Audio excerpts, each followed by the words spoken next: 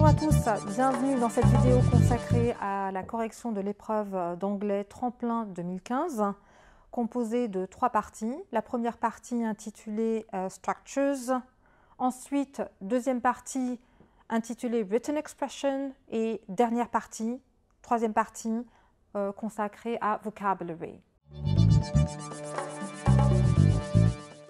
Premier énoncé dans la phase numéro 1 qui porte sur les structures, autrement dit sur la grammaire.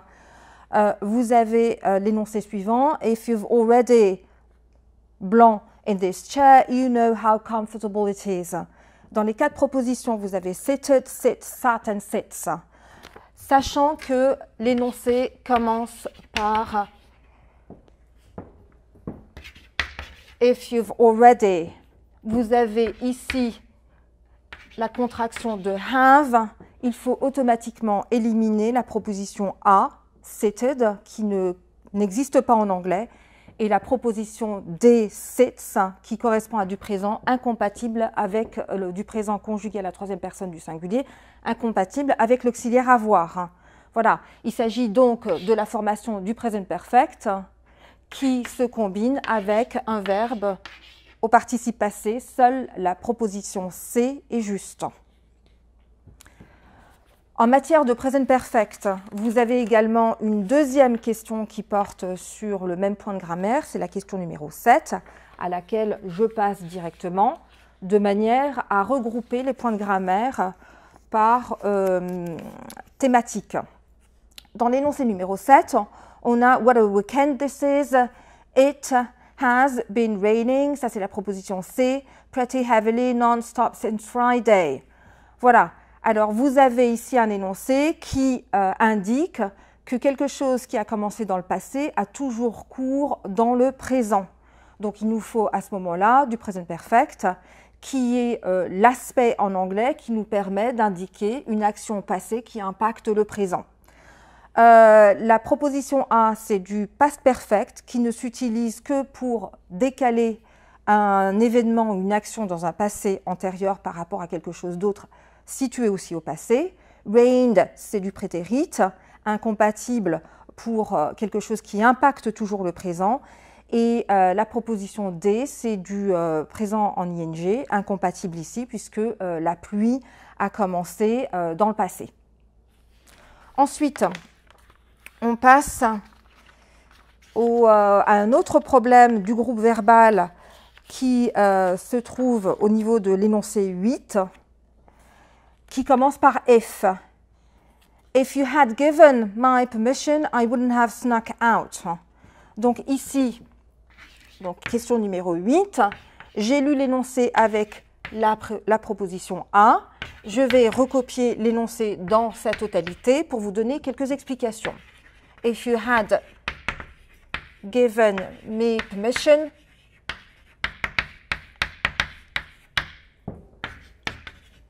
I wouldn't have snuck out. Voilà, donc on a ici une hypothèse qui est parfaitement indiquée par la conjonction if, et on a ici du past perfect modal. Nous sommes dans un énoncé parfaitement conditionnel qui se traduit par « si tu m'avais donné la permission, je ne serais pas sorti en cachette ». Donc ici, on a une hypothèse qu'on appelle une hypothèse non réalisée.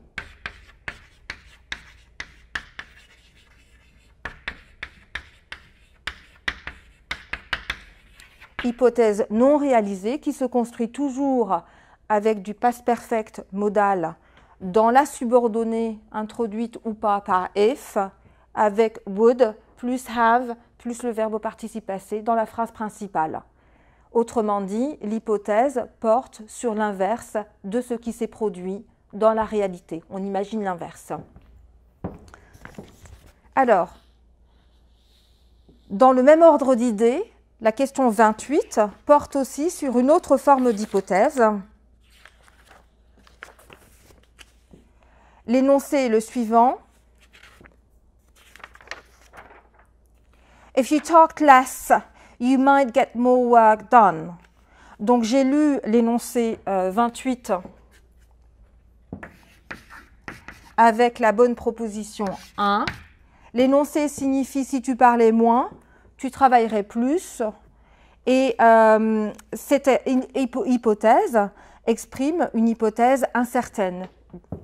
Donc, on n'est plus dans le cas de l'hypothèse non réalisée, mais dans le cas de l'hypothèse incertaine.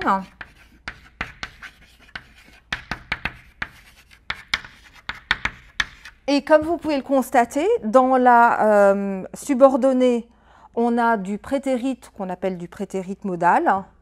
Et dans la phrase principale, on a l'auxiliaire might plus de la base verbale. Donc attention, dans le cas de l'hypothèse incertaine, on a forcément du prétérit modal dans la subordonnée. Et dans la phrase principale, on a forcément un auxiliaire de modalité. Ici, c'est might, mais ça pourrait être would, plus base verbale. Alors, maintenant, je retourne au début de mon QCM. Au niveau de la question numéro 2. On a une question qui porte sur la préposition. N'oubliez pas de toujours identifier le point de grammaire sur lequel vous êtes testé. Donc là, il s'agit de choisir la bonne proposition dans l'énoncé suivant. That store is just blanc the road. Donc l'énoncé signifie clairement que le magasin se trouve de l'autre côté de la rue ou de la route. Et seule la proposition D exprime le fait que le magasin en question se trouve de l'autre côté de la rue, across. About and against sont des propositions farfelues qu'il fallait éliminer immédiatement. Et vous pouviez à la limite hésiter entre la C et la D, mais amidst signifie en plein milieu de, voilà. Amidst beautiful countryside, par exemple, signifie en pleine campagne, et amid criticism, en plein milieu, confronté à des critiques. Donc ici, ça ne peut pas du tout signifier de l'autre côté, d'une manière spatiale en fait. Donc across a une signification tout à fait spatiale. On passe maintenant à d'autres types de questions, des questions qui portent sur des prépositions en anglais. Elles sont récurrentes dans ce type de concours. On passe à la question numéro 9, par exemple. It took me a fortnight to recover from the flu. J'ai lu l'énoncé avec la bonne proposition qui est la proposition B, la proposition B. To recover from, se remettre de quelque chose. Voilà, bien évidemment, les autres propositions sont fausses et les francophones auraient tendance à dire recover off par proximité avec le français, hein, se remettre de. Pour un francophone, de se traduit presque systématiquement par off. Non, en anglais, from peut également exprimer, venir traduire le de français. Autre question, toujours autour de verbes prépositionnels, c'est la question numéro 13. She really doesn't care about anyone but herself. Elle ne se soucie de personne si ce n'est d'elle-même. Voilà, c'est to care about. Et bien évidemment, care of, care over and care from n'existent pas. Donc les propositions A, B et C étaient complètement farfelues. Il n'y a pas de secret pour les verbes prépositionnels. À chaque fois que vous les rencontrez, il faut les apprendre. Alors, je passe ensuite aux questions qui portent sur les noms indénombrables, questions récurrentes également. Et il s'agit ici, dans l'annale 2015, de la question numéro 3. Will you be relocating all this equipment to the new premises? Je viens de lire l'énoncé avec la bonne proposition, c'est-à-dire la proposition A. Equipment est un indénombrable en anglais, donc il ne peut pas être précédé d'un démonstratif pluriel comme c'est le cas dans la proposition B, puisque these, c'est le pluriel de this. Il ne peut pas non plus porter la marque du pluriel comme c'est le cas dans les propositions C et D. Donc je vous rappelle que les noms indénombrables sont des noms qui ne peuvent pas prendre la marque du pluriel, qui sont forcément précédés d'un démonstratif singulier et suivis d'un verbe au singulier. All pouvait vous induire en erreur et vous entraîner à choisir un nom les propositions C et D qui portent la marque du pluriel. Sachez que all, qui est le plus souvent suivi d'un nom pluriel, ne l'est pas systématiquement, comme l'atteste l'expression idiomatique all day long, qui est bel et bien suivi d'un nom au singulier. Je passe maintenant à d'autres questions autour du groupe verbal, notamment la question 4. Would you all please remember to bring your books to class next week? Voilà, donc ici il s'agissait de choisir la bonne forme verbale après remember. Attention ici, remember signifie penser à faire quelque chose à l'avenir. Et penser à faire quelque chose à l'avenir, c'est forcément remember to do something. Voici deux exemples avec remember. Remember to lock the door, n'oublie pas de fermer la porte. Donc ici, je dis à quelqu'un de penser à faire quelque chose à l'avenir. Mais en revanche, si je dis I remember locking the door, ça signifie je me souviens avoir fermé la porte. Mais ici, la fin de l'énoncé se termine par next week, qui indique bien cette idée de futurité. Je passe maintenant à la question 5, qui porte sur un pronom, le pronom wherever. La bonne réponse, c'est la réponse B. Je lis l'énoncé avec la bonne réponse. No, Carol won't be alone. Her dog accompanies her wherever she goes. Donc l'énoncé signifie clairement que le chien de Carole l'accompagne où qu'elle aille, quel que soit l'endroit où elle se rend. Et cette indifférenciation sur la destination, où qu'elle aille, ne peut être exprimée qu'avec la bonne proposition, la proposition B, wherever. Alors where signifie où, wherever, où que l'on aille. Je passe ensuite à la question, à une autre question de pronom, cette fois-ci relatif, la question numéro 10. Alors, ici, il s'agit d'évoquer des chrysanthèmes qui sont les seules plantes qui survivent, qui ont survécu une période de gel. Donc, il s'agit de compléter un blanc qui se trouve tout de suite après plants, un nom inanimé. Donc, ça excluait forcément whose, qui est la marque de la possession, and who, qui ne peut reprendre qu'un nom animé, une personne. Donc, on pouvait légitimement hésiter entre that and what, sauf que that, il n'y a que that.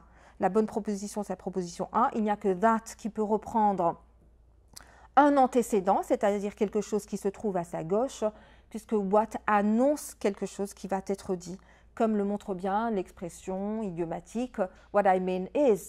Donc, what annonce quelque chose et that reprend quelque chose qui a été dit. Je passe maintenant à d'autres points de grammaire, notamment celui de la comparaison, avec, dans un premier temps, la question numéro 6. Alors, ici, on a un point de grammaire qui porte sur la comparaison hyper classique et notamment un adjectif qui est irrégulier en matière de comparaison. L'énoncé est le suivant. Until now, I didn't think things could get any worse. Jusqu'à présent, je ne pouvais pas imaginer que les choses puissent s'empirer. Donc l'adjectif bad se transforme en comparatif de supériorité worse, qui se transforme en superlatif worst. Attention, révisez bien vos adjectifs irréguliers en matière de comparaison. On passe à un autre problème de comparaison de supériorité avec la question numéro 15. L'énoncé est le suivant. With the sun, your hair is getting lighter and lighter. Donc, je viens de lire l'énoncé avec la bonne proposition qui est la proposition C. Il s'agit donc d'une comparaison qui est progressive, lighter and lighter, de plus en plus clair, pardon. Évidemment, la proposition A était complètement farfelue puisque comparatif de supériorité est précédé de to, qui est la marque de l'infinitif ou une préposition, donc c'est complètement farfelu. To lightest, idem, même chose avec un superlatif. Et on voit bien que dans la proposition D, on a un superlatif, on ne peut pas mélanger ici, coordonner un comparatif de supériorité et un superlatif. Je passe maintenant à des questions très bateau de verbes irréguliers avec la question 11. Je lis l'énoncé avec la bonne proposition qui est la proposition D. They finally sought a solution to the problem last month. Donc last month indique bien qu'il s'agit d'un événement qui est révolu et qui requiert le prétérit simple. Donc ceci excluait automatiquement la proposition A. Ensuite, quand on connaît bien ces verbes irréguliers, on exclut automatiquement la proposition B. Et la proposition C, qui est un barbarisme, puisque cette forme-là n'existe pas. On passe également à la question 18, donc qui porte toujours sur un problème de verbes irréguliers.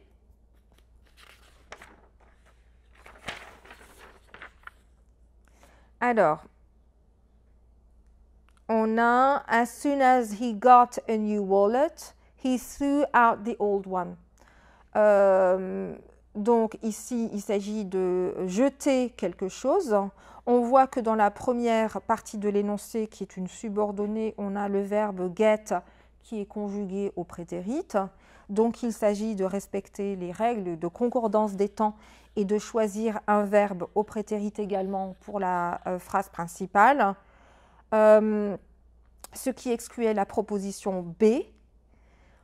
On voit que dans la proposition A, on a un participe passé. Les participes passés ne peuvent pas servir de verbe. Voilà, ils accompagnent un auxiliaire, ou alors ils fonctionnent comme des adjectifs, mais ici, ça n'est pas le cas. Et on voit que la proposition C est une préposition et non pas un verbe.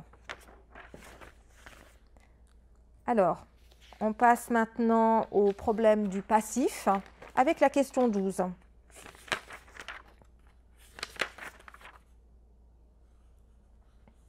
Hopefully by Tuesday, the meeting's agenda will already have been set. Donc ici, il s'agit d'exprimer un futur antérieur. Will already have been set, aura déjà été déterminé. Et ce qui excluait les propositions A et B, qui sont complètement agrammaticales. S'agissant de la proposition D, on ne peut pas avoir will qui est suivi d'un autre auxiliaire au participe passé sans verbe. On passe maintenant à l'expression de la forte probabilité avec la question 14. Alors, l'énoncé avec la bonne proposition est le suivant. I must have left the door open since it seems to be getting colder in here. Donc, j'ai probablement laissé la porte ouverte puisqu'il fait de plus en plus froid à l'intérieur. Donc, l'expression de la forte probabilité se construit ici avec must plus have plus le verbe au participe passé, puisque la forte probabilité s'exprime sur un fait passé, le fait d'avoir laissé la porte ouverte. Les autres propositions, B, C et D, sont complètement farfelues. Laven est l'infinitif du verbe monter. Loft est un nom et ne peut donc pas convenir ici. Et laughed signifie rire au prétérit et n'a aucun sens dans l'énoncé en question. Je passe maintenant à une question toujours sur le groupe verbal qui porte sur la subordonnée de temps au futur. Et c'est la question 16. We've decided to wait until he makes the first move. Alors, vous avez la subordonnée qui est introduite par la conjonction until. Nous avons décidé d'attendre jusqu'à ce qu'il agisse en premier. Et une subordonnée ne peut être introduite que par une conjonction. For, ici, est une préposition. Whence ne convient pas et up to signifie jusqu'à ce que. Donc attention, up to signifie jusqu'à ce que, mais l'association avec le français induit en erreur et seule la conjonction until pouvait introduire cette subordonnée de temps au futur qui se construit, je le rappelle comme ça en passant, avec du présent qui a donc une valeur de futur. Je passe maintenant à la question de used to plus base verbale, ça concerne la question numéro 17. When I was young, I used to love fantasy stories, but now I prefer non-fiction. Alors, used to plus base verbale exprime du prétérit. Ça exprime une action passée complètement révolue. Ça se traduit généralement par avant, autrefois. I used to run a lot, par exemple. Avant, je courais beaucoup. À ne pas confondre avec be used to plus VING. I am used to running a lot, par exemple. J'ai l'habitude de beaucoup courir. Et donc, si vous confondez les deux structures, ça pouvait vous induire en erreur et vous conduire, par exemple, à choisir la proposition B, qui est complètement farfelue, puisque be used to se conjugue obligatoirement avec VING. Be used to plus VING par opposition à used to plus base verbale. Je passe maintenant à d'autres questions qui portent sur les adverbes, avec notamment la question numéro 19. Il s'agit donc de l'adverbe yet, qui s'utilise en principe dans les énoncés négatifs. I haven't done it yet, par exemple, je ne l'ai pas encore fait. Dans cet énoncé, qui est négatif, si je veux exprimer pas encore, je suis obligée d'utiliser yet. Mais attention, il y a une autre utilisation de l'adverbe yet dans les énoncés positifs, comme c'est le cas ici, qui signifie qu'il faut faire quelque chose. I have yet to meet someone who really understands me, but I haven't lost hope. Il faut encore que je rencontre quelqu'un qui me comprenne vraiment. Donc on voit ici que c'est une autre utilisation par rapport à celle que j'ai évoquée tout à l'heure. Toujours en matière d'adverbe, on va passer à l'énoncé 20. Would you please let me know as soon as possible? Donc ici, on a une structure de politesse. Let me know. Merci de me tenir au courant aussi vite que possible. Ça exclut leave qui signifie quitter et allow and permit qui évoque des permissions. Ici, il ne s'agit pas de l'expression de la permission au sens propre du terme, mais un sens figuré qui relève d'une expression de politesse. Je vais maintenant passer à un problème hyper classique et donc très récurrent dans ces QCM qui porte sur for, since and during avec la question numéro 21. Dans cet énoncé, la bonne réponse est la C. Je lis l'énoncé avec la bonne réponse. I didn't sleep very well since I was awoken several times during the night. Donc, on ne pouvait pas choisir la proposition A ni la proposition B pour les raisons suivantes. For s'utilise avec une durée qui est exprimée par exemple en minutes, heures, jours, années, siècles. I haven't seen him for ages. I haven't seen him for 10 years, par exemple. Since introduit forcément une date ou l'équivalent d'une date. I haven't seen him yesterday, for instance, or I haven't seen him since his birthday. Donc ici, on a l'équivalent d'une date. I haven't seen him since last August. Autre exemple d'utilisation de since. Donc, je récapitule. For plus durée exprimée en unité type heure, seconde, mois, année, etc. Semaine, mois, etc. Since plus date ou équivalent. Et during plus moment. During the night, during the meal, during the holiday. Voilà donc pour l'utilisation de ces trois éléments. On passe maintenant à l'adjectif, au problème de l'adjectif composé avec la question 22. I've just enrolled in a 4-week intensive art course. Et donc la bonne réponse c'est la D. On voit bien que dans l'adjectif composé week ne s'accorde pas au pluriel, comme tous les adjectifs en anglais. Voilà, donc dans cet énoncé, I've just enrolled in a 4-week intensive art course. On a un adjectif composé qui se trouve ici. Ce qui indique qu'il s'agit d'un adjectif composé, c'est le tiret entre for and weak. Et comme tous les adjectifs, weak, ici, est un variable. Voilà, c'est toute la différence entre la nature et la fonction. Weak est de nature nominale, mais ici, il a une fonction adjectivale. Alors, maintenant, je passe à l'expression de l'alternative et de la préférence avec la question 23. On a deux questions au sein de ce QCM qui portent sur ce point de grammaire. Dans l'énoncé numéro 22 que je lis avec la bonne réponse qui est la réponse B, on a « We've decided to stay in tonight rather than going out ». Donc on a « rather than » plus groupe verbal plutôt que de sortir. Attention, whereas n'exprime pas l'alternative mais le contraste. Otherwise, la condition. Et despite, la concession, c'est-à-dire une forme de contradiction. Donc ici, seule la réponse B était juste. Il n'y avait pas d'hésitation à avoir avec les autres à partir du moment où on connaît bien leur signification. On a également la question 25 qui porte sur l'alternative. Je lis l'énoncé avec la bonne réponse. « Instead of parking here, why don't you park over there ?»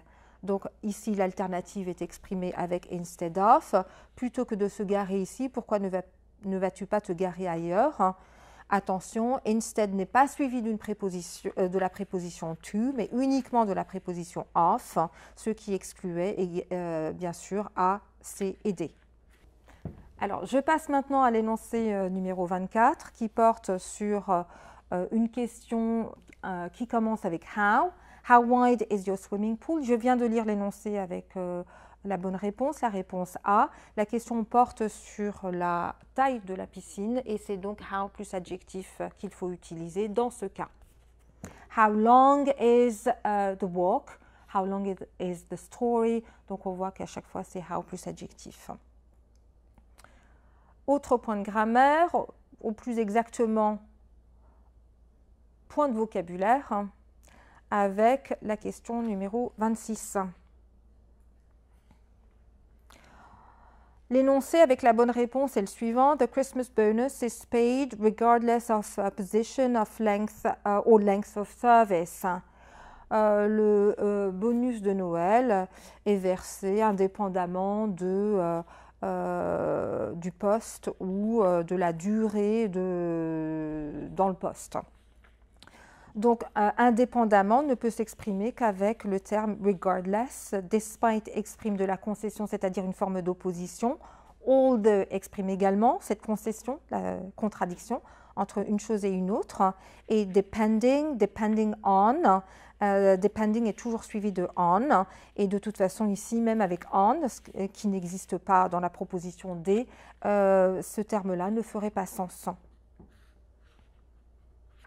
Je passe à une autre question de vocabulaire avec la question numéro 27.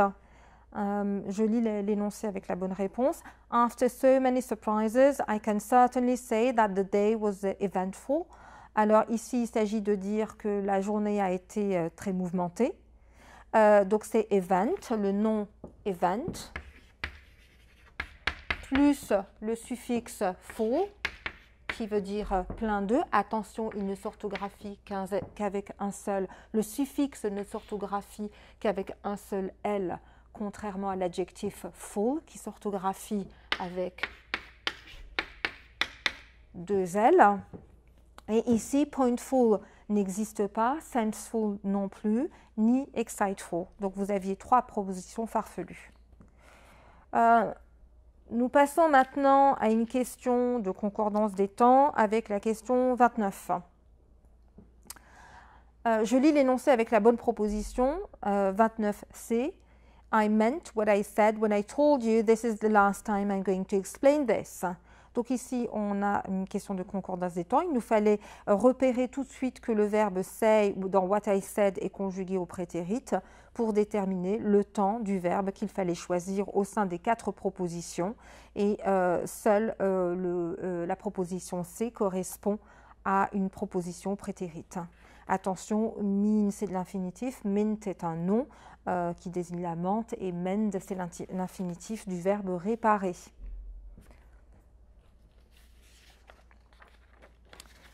Alors, dans cette phase-là, nous abordons maintenant la dernière question, la question 30, qui porte sur la probabilité. L'énoncé avec la proposition juste, je lis l'énoncé avec la proposition juste. Tom may be coming tonight, but he won't be sure until later this afternoon. Donc, il s'agit d'exprimer une probabilité relativement moyenne, comme l'exprime bien la deuxième partie de l'énoncé, avec but he won't be sure until later this afternoon. C'est donc l'éventualité. Can, c'est de la possibilité, donc ça ne pouvait pas convenir ici. Would exprime entre autres du conditionnel et ne pouvait pas correspondre au sens de l'énoncé ainsi qu'au temps des verbes qui sont utilisés dans cette phrase, pas plus que shall. Nous avons corrigé la première section intitulée Structures. On se retrouve tout de suite pour la deuxième partie intitulée Written Expression.